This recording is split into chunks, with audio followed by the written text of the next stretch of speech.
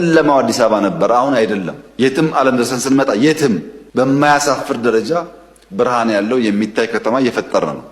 ይሄ ማንም ሰው የሚናገረው ጉዳይ ነው።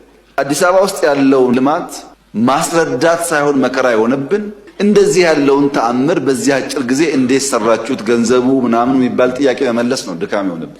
ስራውማ ተረጋገጠ። ከሺሻ ላይ ተሻምተን አውጥተን ኳስ ሜዳ ያስገባናቸው ነው። ወጣቶችን ከጫት ላይ ተሻምተን አውጥተን ኳስ ሜዳ ያስገባናቸው ነው።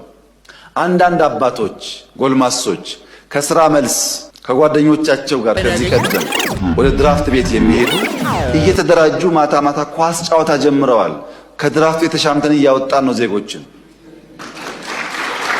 አዲስ አበባ ውስጥ ከ1000 በላይ ነው ሚኒ ስታዲየም የገነባ ነው። ከ1000 በላይ አባትና ልጅ አያቶች ከልጆቻቸው ጋር በየመንገዱ ወቅ ማድረግ እየታየ ነው። የቤተሰብ ቁርኝት እያሳደገ ነው ያለው።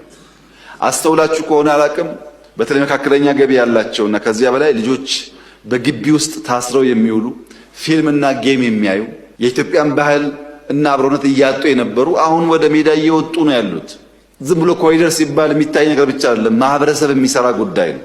የአፍሪካ ዋንጫ የዓለም ዋንጫ ባየ ቁጥር የማይቀና የማይንጨረጨር ሰው የለም። ኳስ ላይ ቀረም ብሎ ሜዳዎቹ በእኔ እምነት በሚቀጥሉት 10 ዓመታት ካለምንም ጥርጥር የኢትዮጵያ ብሔራዊ ቡድን መልካም ተጫዋቾች እንደሚያስገኝ ጥርጥር የለኝም። ምክንያቱም ልጆቹ ቦታ ካገኙ ብቃት አላቸው። ሳንሰራ ነው እንጨድ ያልነው ከዚህ ቀደም። አሁን ደግሞ ዘርተናል። ያን አበክረን ከቀጠልንበት ውጤቱን አብረን እናያለን።